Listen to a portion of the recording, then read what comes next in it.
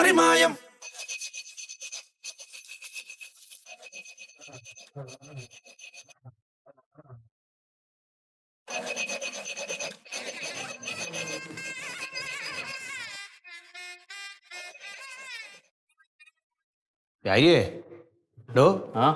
അത് ഒരച്ചൊരച്ച് ഇല്ലാണ്ടാക്കണ്ടത്.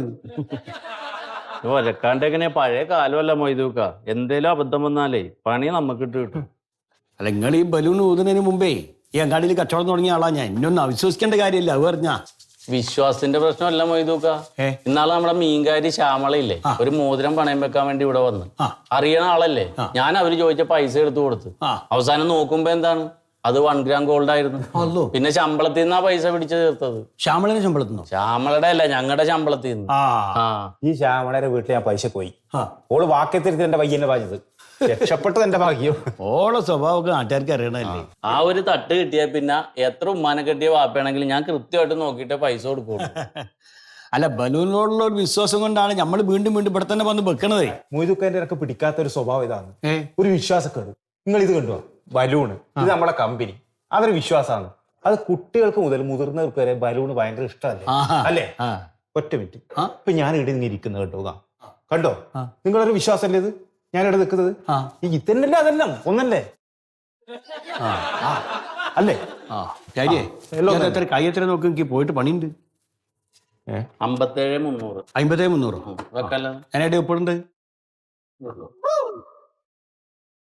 ഓ, ഇതെടുത്ത് വെക്കും.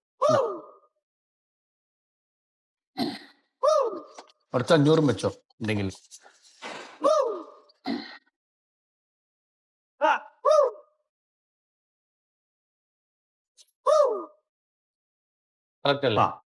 അപ്പൊ ശരി, ഉണ്ണേ, നീ വരുന്ന കസ്റ്റമേഴ്സിനോടൊന്ന് മാന്യമായിട്ട് പെരുമാറാൻ പഠിക്കണം. നീ ഉള്ള വെളിവുകേടൊന്നും എല്ലാവരോടും വിളിച്ച് പറയരുത്. അത് നമ്മുടെ ബിസിനസിനെ ബാധിക്കും. അയ്യോ, ഇതൊക്കെ ഇഷ്ടം.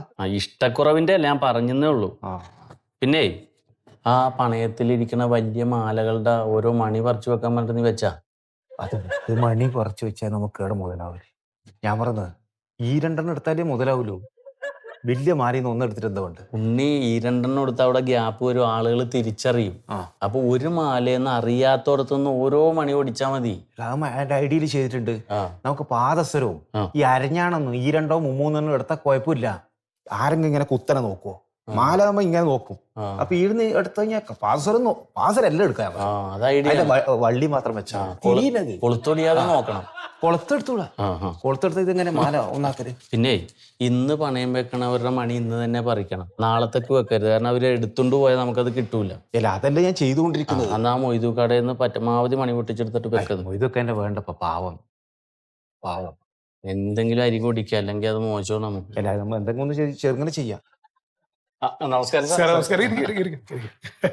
സുഖല്ലേ മാഡം? ഇൻട്രസ്റ്റ് അങ്ങോട്ട് അക്കൗണ്ടിൽ ഇട്ടിട്ടുണ്ടായില്ല. അല്ല, അത് കിട്ടി. ഞാൻ അതിന് വന്നതല്ല.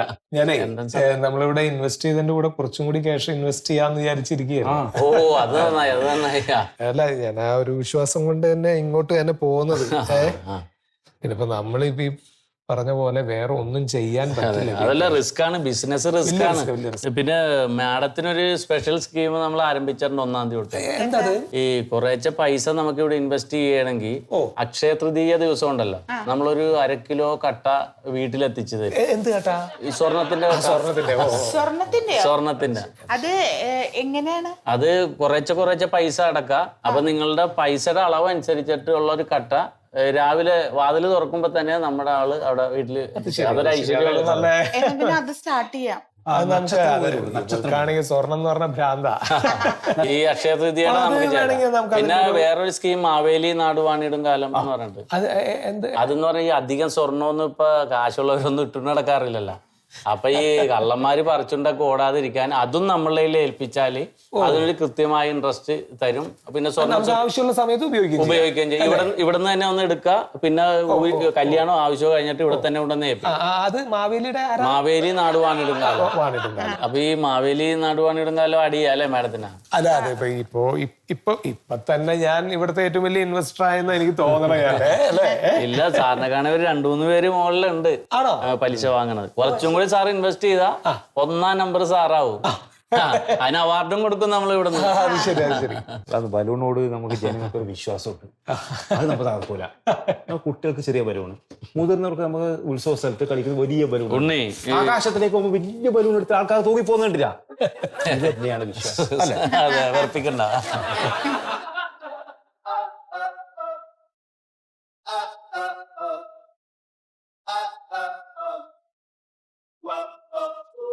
അതൊക്കെ കഴിഞ്ഞു. സത്യശീലനല്ലേ?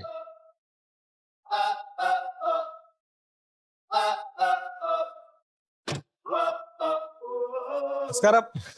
നമസ്കാരം. ശീതള നമസ്കാരം. നമസ്കാരം. ഇതൊക്കെ സുഖല്ലേ? ഓ സുഖം. ഞങ്ങള് കുറച്ച് സംഖ്യയും കൂടി ഒന്ന് ഇൻവെസ്റ്റ് ചെയ്യാൻ വേണ്ടിട്ട് വന്നാ. അതെയോ? നന്നായി. ഇപ്പൊ ഒരു 10 ലക്ഷം കൂടി ഇൻവെസ്റ്റ് ചെയ്തിട്ടുണ്ട്. അല്ല, ഇൻട്രസ്റ്റോ കൃത്യമായിട്ട് കിട്ടുന്നില്ലേ? ഓ അല്ല, സാറ്റിസ്ഫൈഡ് അല്ലേ എന്ന് ചോദിക്കാം. പിന്നെന്താ, നല്ല കാര്യമായിട്ടുണ്ട്. നമ്മളിപ്പോ ഈ കുറെ കാലം ഗൾഫിലൊക്കെ അധ്വാനിച്ച് ഒരു വലിയ സംഖ്യയൊക്കെ നാട്ടിൽ വന്നിട്ട് ഒന്നും ചെയ്യാൻ പറ്റണില്ല. ഒന്നും ചെയ്യാൻ സമ്മതിക്കില്ലല്ലോ. ഒന്നും ചെയ്യാൻ സമ്മതിക്കില്ല. അപ്പൊ ഞാൻ ഈ സംഖ്യ എന്ത് ചെയ്യുന്ന ആലോചിച്ചുകൊണ്ടിരിക്കുകയായിരുന്നു. അപ്പോഴാണ് ഇങ്ങനെ സൗകര്യം ഉണ്ടല്ലോ. ചേച്ചി സുഖല്ലേ? ആ സുഖമായിട്ടിരിക്കണം. അല്ല, മറ്റേ ജോലിക്ക് ഇപ്പൊ പോകുന്നുണ്ടോ? ഇല്ല.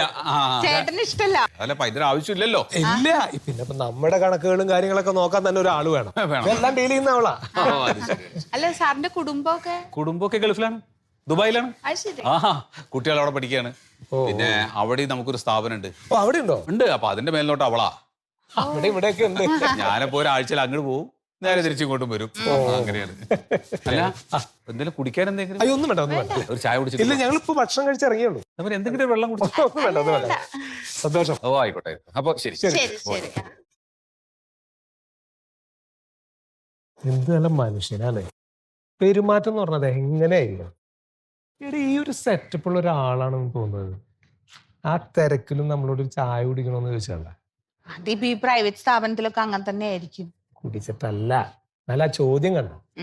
ഇനി ഞാൻ ആലോചിക്കണതേ, നമ്മുടെ ഇരിക്കുന്ന ഗോൾഡ് ഇപ്പൊ എന്താ ചെയ്തിരിക്കുന്നത്? ലോക്കറിൽ വെച്ചിരിക്കല്ലേ? സേഫ് ആയിട്ട് ഇരിപ്പുണ്ട് അല്ലേ? കാശ് അങ്ങോട്ട് കൊടുത്തിട്ടല്ലേ നമ്മൾ ലോക്കറിൽ വെച്ചിരിക്കുന്നത്. ഞാൻ എന്റെ ഒരു ഐഡിയ പറയാം കേട്ടോ, നീ ഒന്ന് ആലോചിച്ചിട്ട് പറഞ്ഞാൽ മതി. ഈ ഗോൾഡ് മൊത്തം നമ്മൾ എടുത്തിപ്പോ അങ്ങോട്ട് പണയം വെക്കാന്ന് വിചാരിക്കും. എന്തിന്? എടി പറയട്ടെ, നമുക്ക് കാശിന് ആവശ്യം ഉണ്ടായിട്ടല്ലോ നമ്മൾ പണയം വെക്കണാണോ? അല്ല, നമ്മൾ പണയം വെച്ചിട്ട് ആ സംഖ്യ അങ്ങനെ തന്നെ എടുത്തിട്ട് ഇവിടെ ഇൻവെസ്റ്റ് ചെയ്യണോ? ഇപ്പൊ കിട്ടിക്കൊണ്ടിരിക്കുന്ന അതേ ഇൻട്രസ്റ്റ് അയാൾ തരും. പണയം വെക്കുമ്പോ ഒരു ചെറിയ ഇൻട്രസ്റ്റേ വരുള്ളൂ. ചെയ്തേട്ടാ, അതിന്റെ ആവശ്യം ഉണ്ടോ ഇപ്പൊ നമുക്ക്? ആവശ്യമൊക്കെ ഉണ്ട്. ഞാൻ പറഞ്ഞുതരാം. എനിക്ക് അതിന്റെ ബിസിനസ് മനസ്സിലാവാണ്ടോ? വാ, ഞാൻ പറഞ്ഞുതരാം. വാന്ന്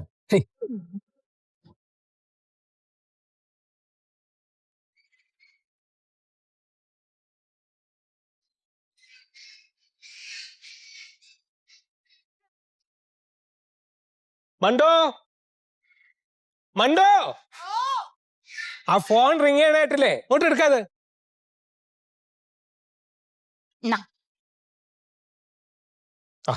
കട്ടായി. കൊറേ നേരം അടിക്കുന്നത്. എടി, ഫോൺ റിങ് ചെയ്യുമ്പോ അതൊന്നും എടുത്തിട്ട് ഇത് ആരാണെന്നൊന്നും ചോദിച്ചൂടെ എനിക്ക്? എനിക്കിവിടെ വേറെ പണിയില്ലേ? നിനക്ക് എന്ത് പണി അവിടെ? എനിക്ക് സീരിയല് കാണണം. ആ വലിയ മലമറക്കണ പണിയായി പോയിട്ടാ സീരിയല് കാണല്. പിന്നെ അത് സസ്പെൻസിൽ നിർത്തേ അടിക്കുന്നു. ഇതൊരു കഷ്ടം ആലോചിച്ചു.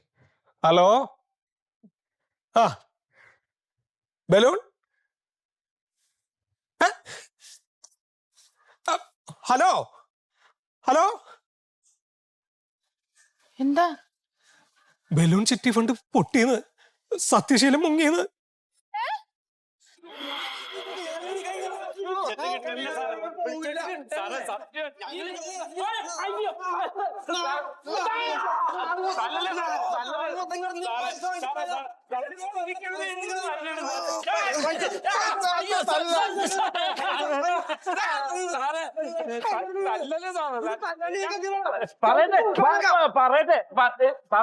പറയട്ടെ.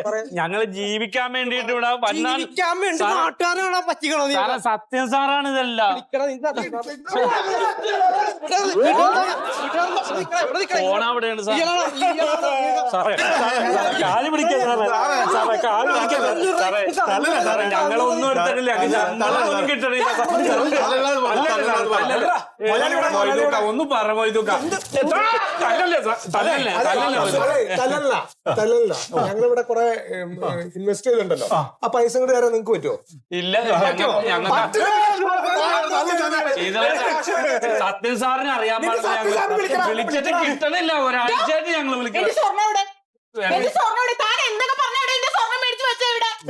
ഞങ്ങള് ജോലിക്കാരല്ലേ മാഡം, ഞാൻ സ്വർണം കൊണ്ടുവന്നു.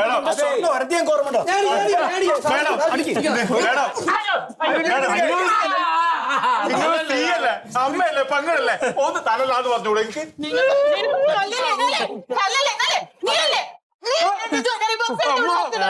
എല്ലാ അടിയാണോ വരട്ടോ?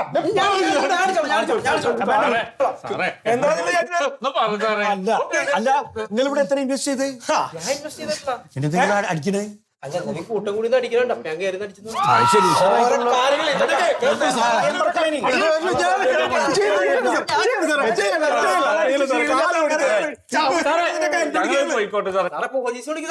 അല്ല അതൊക്കെ ഞാൻ അറിയിച്ചിട്ടുണ്ട്, സംഭവങ്ങളൊക്കെ തല്ലല്ലേ സാറേ, തല്ലല്ലേ സാറേ, മക്കളെ വളർത്താൻ വേണ്ടി ആ മക്കളെ എങ്ങനെയാണ്ട് വളർന്നില്ല, വേറെ നീ പണിക്ക് പോയിക്കോട്ടെ, ശമ്പളം തരുന്നില്ല പോലെ. എത്ര ദിവസം എന്റെ കൈയോട്ട് ഞാൻ മേടിച്ചത് ഇപ്പൊ തല്ലുന്നു. എടാ ഇപ്പൊ ഇരുന്ന് മോങ്ങിയിട്ട് കാര്യമില്ല, ഇങ്ങനെയുള്ള ആളുകളുടെ കാശ് മേടിച്ച് വെച്ചിട്ട് വലിയ ന്യായം പറഞ്ഞിരുന്നില്ല അവിടെ, അപ്പൊ ചിന്തിക്കണം ചെയ്യണത് ശരിയല്ലാന്ന്. അമ്മ എന്ത് പണിയെടുത്തത് ഈ ഒറ്റ എന്നെ ജോയിൻ ചെയ്ത് പണിക്കൂട്ടിയത് ഇവൻ ഈ. ഹായ് പ്രിയപ്പെട്ടവരെ, നമസ്കാരം. സലീമാണ്, മറിമായത്തിലെ പാരിജാതൻ. പ്രേക്ഷകരുടെ ഇഷ്ട പ്രോഗ്രാമായ മറിമായത്തിൻ്റെ തുടക്കം മുതൽ ഇന്നേ വരെയുള്ള എപ്പിസോഡുകൾ നിങ്ങൾക്കിനി മനോരമ മാക്സിൽ തീർത്തും സൗജന്യമായി കാണാം. എല്ലാവരും കാണുക, സപ്പോർട്ട് ചെയ്യുക.